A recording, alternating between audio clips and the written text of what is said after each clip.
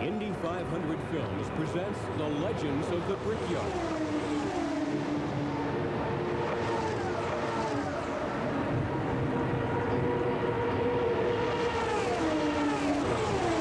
(1980), the start of a new decade of the 20th century and the start of a new legend of the Brickyard. Hello, everybody. I'm Larry Newber. And I'm Bob Jenkins. That new legend was the ground effects chassis, which won at Indianapolis for the first time in 1980 and completely monopolizes IndyCar racing today. But the winning driver was not new. In fact, he was a 17-year veteran who became the second driver in 3 years to win his third 500. Interestingly enough, he was driving for Jim Hall, who 2 years earlier won his first 500 with three-time winner Al Unser Sr. Bob, it was also a bumper year for rookies. 10 men, or nearly 1/3 of the starting field, were making their first starts at Indy. And so, without any further delay, we bring you the 1980 Indianapolis 500. The date, Sunday, May 25th. The place, Indianapolis, Indiana. The event, the 64th running of the biggest spectator sports classic in the world, the Indianapolis 500.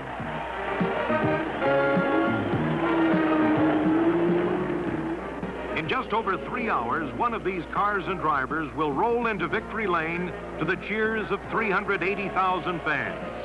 More than $1/4 of $1 million purse will be waiting, along with all of the fame and glory that traditionally goes to the winner of this, one of the oldest automobile races in the world. But automobile racing is not a one-on-one sport. It's the epitome of the team effort. The tremendous investment in labor and money makes victory all the more sweet.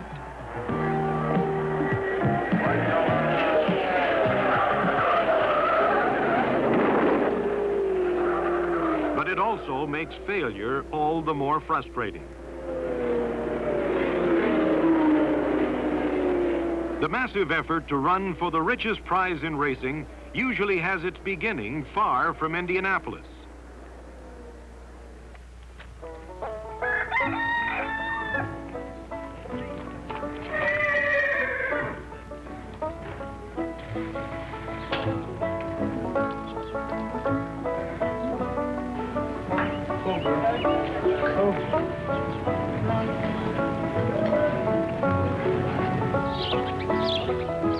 In different parts of the country, two men pursue widely different interests.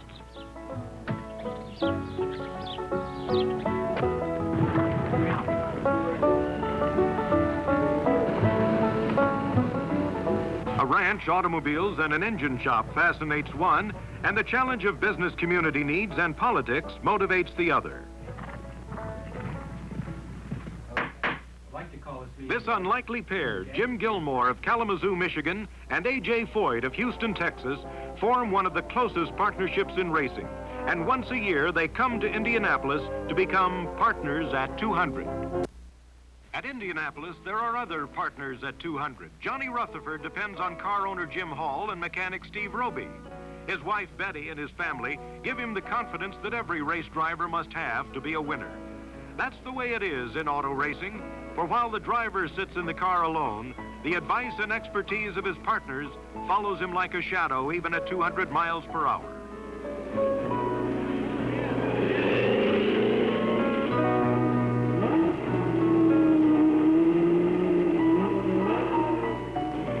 And so it begins, as it does every year early in May at Indianapolis. Teams take the first exploratory practice runs to determine what can be a winning speed combination. And with the cars and drivers come the fans. There's something very special about a race driver. Perhaps it's the image of a tall hero with a flashing smile who flirts with danger at 200 miles per hour and then finds time to sign autographs or pose for a picture with the newest member of the family. The rookie drivers, 24 of them, a bumper crop for 1980. Tony Bettenhausen, his father and brother, both racers.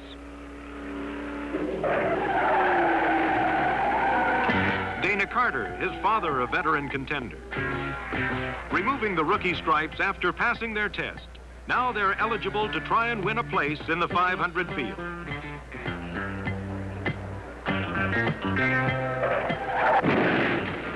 But mishaps are not confined to new drivers. Gordon Johncock is the 1973 winner, and he has a fractured left ankle. It's the first day of qualifying. Tim Richmond, a popular rookie, hits the wall in practice. He was clocked at 190 miles per hour just before the crash. First out, the 1979 defending champion, Rick Mears of Bakersfield, California.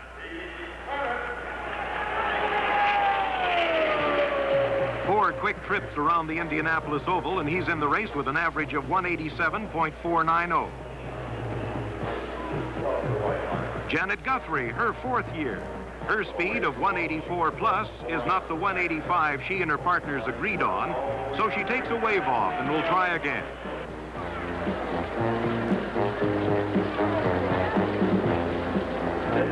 Tom Sneva, 185.290. Mario Andretti, 191 plus. Johnny Parsons, wait a minute. That helmet comes from 30 years back, and so does the driver.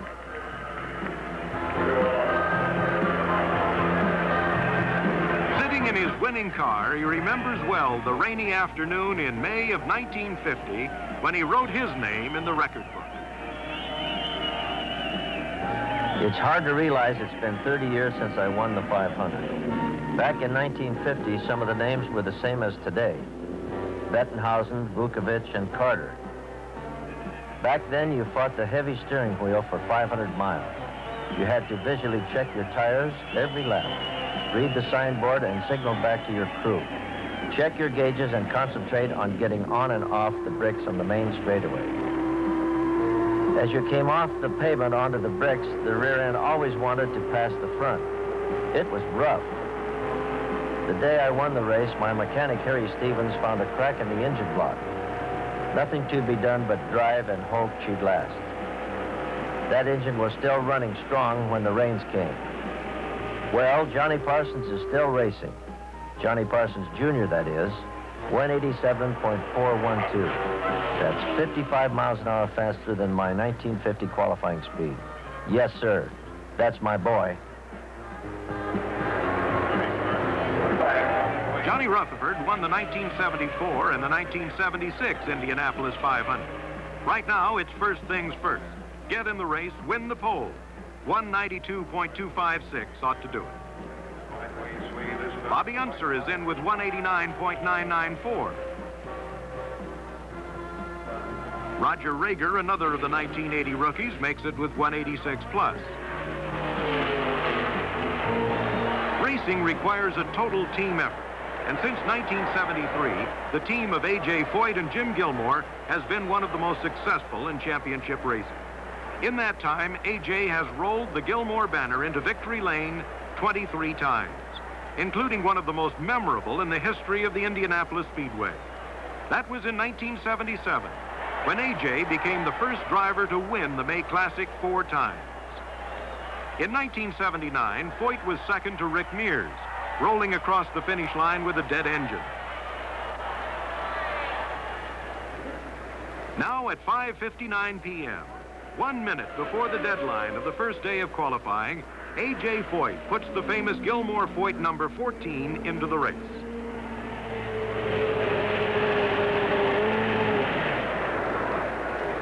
It is characteristic of Foyt's racing strategy that he would wait until conditions were to his liking rather than try in mid-afternoon when the wind is a danger and the track is slow. As it is, he'll start 12th in the field of 33. Midweek, Tom Sneva practices in his already qualified car.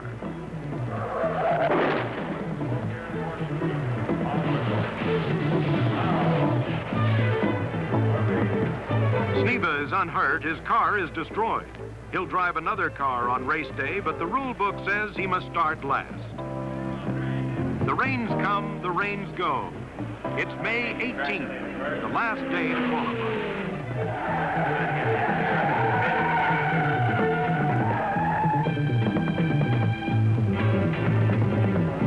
Rick Muther tries, but time runs out for him. A.J. looks to see who's left. Tim Richmond is in with another car. Snyder puts a second Gilmore-Foyt racer in the field. So who do they interview? Foyt, of course. Rain and hail, the moments drift away for Janet Guthrie and a long line of hopeful contenders. And then it's over. Janet experiences the bitter frustration of not qualifying for her 4th Indianapolis race. While becoming a pioneer for women in auto racing, Guthrie's career here at Indianapolis was rather short. She never qualified for the May Classic again, with 1979 being her 3rd and final race here. Since her historic moment, Guthrie remains as the lone female competitor, though one other woman has tried but failed to make the 500.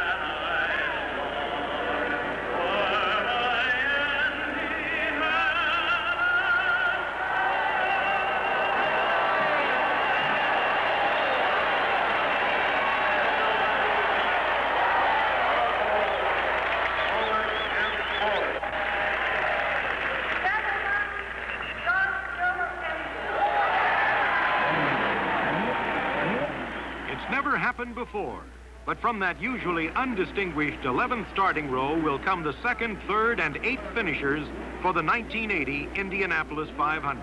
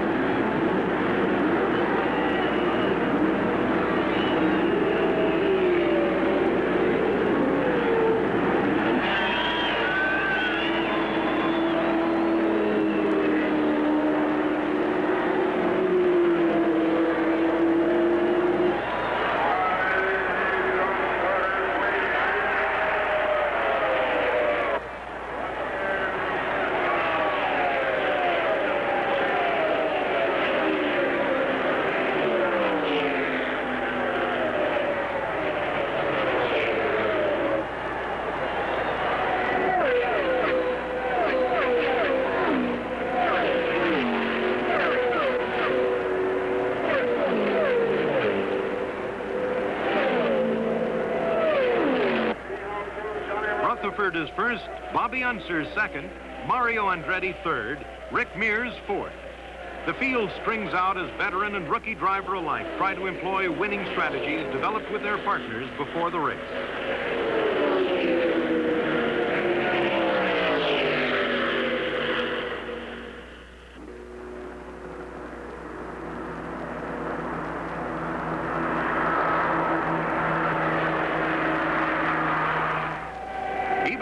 In front, Johnny Rutherford knows by radio communication with his crew chief what everyone in the race is doing. He knows, for instance, that Mike Mosley is smoking and slowing down, that Larry Cannon is coasting into the pits with a broken camshaft.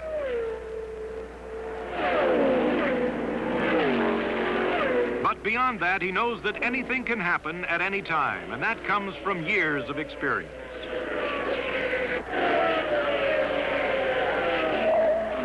Confusion in the 10th lap. Dick Ferguson hit the wall. Bill Whittington hit the wall. Both rookie drivers. Whittington scrapes to a stop. The nose of his car is gone, and he has a fractured ankle. But in an instant, he became older, wiser, and a veteran. On the yellow, everyone heads for the pits. It's good team strategy to fill the tank when the field is running slow. Another rookie, but this one is leading the race. Roger Rager is in front for 2 laps. the 16th and 17th.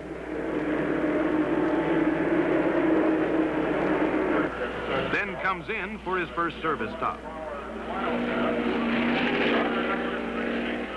Jim Gilmore watches as George Snyder takes the lead on the 18th lap. Then Gordon Johncock passes, but Pancho Carter is breathing down his neck. Foyt is running a comfortable 7th.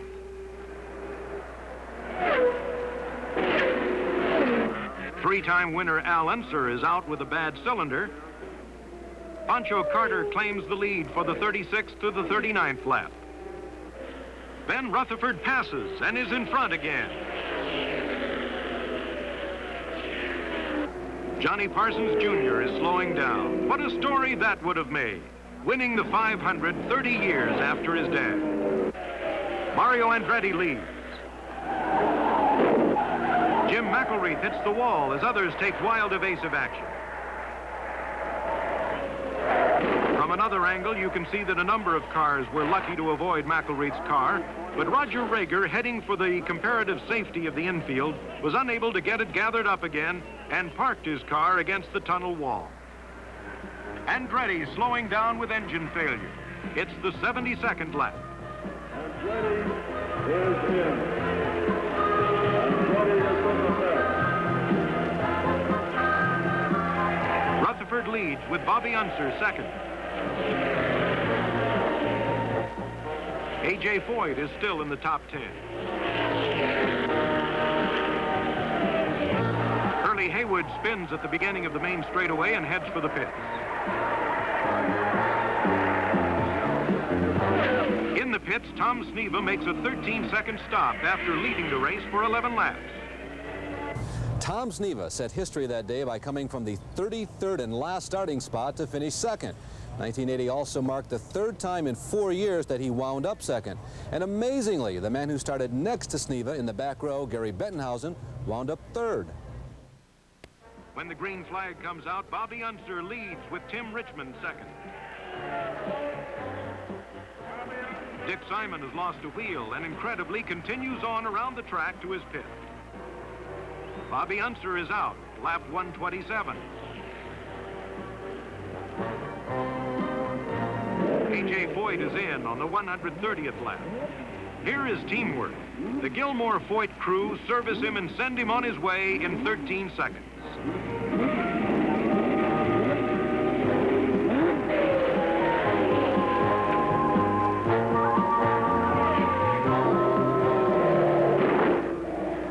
Jerry Sneva, Tom's brother, hits the wall in turn 1.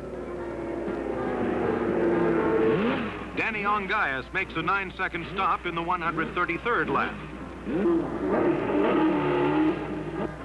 Bobby and Marcia Unser watch as Rutherford passes Tom Sneva in the 148th lap to take the lead for the 6th time in this race.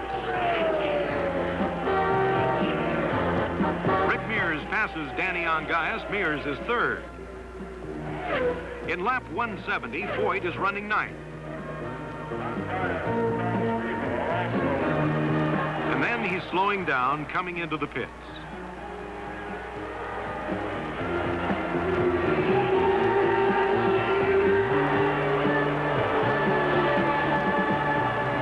Veteran mechanic Howard Gilbert and Jim Gilmore watch anxiously as Foyt comes to a stop.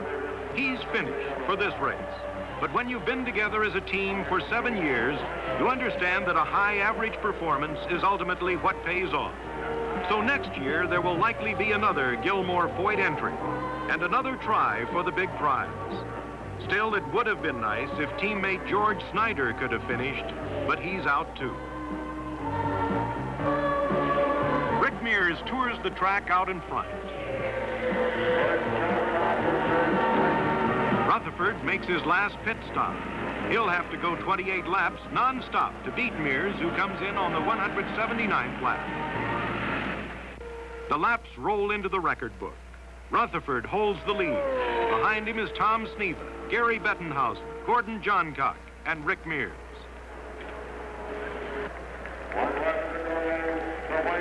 There's the white flag, and now begins the longest lap in the race.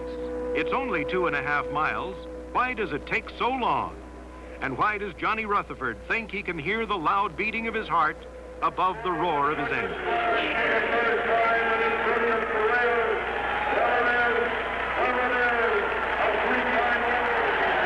There it is, that checkered flag that Johnny Rutherford, Jim Hall, and Steve Roby have sought so diligently.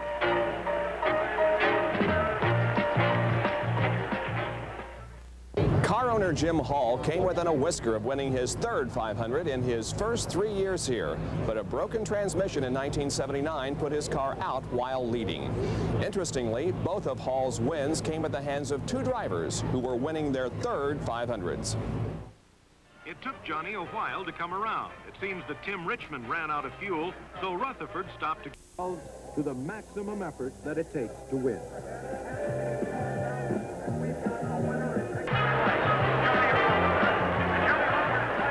Tom Sneva came from 33rd to 2nd.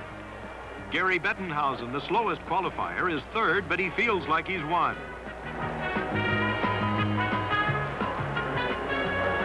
Rick Mears, last year's champion, is 5th this time, but he's greeted like a winner by a young lady named Dina, whose last name also happens to be Mears.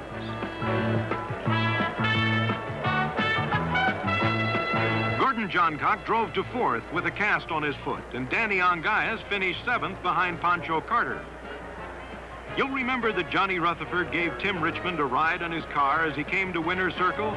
Well, Tim would probably be happy to do as much for John next year.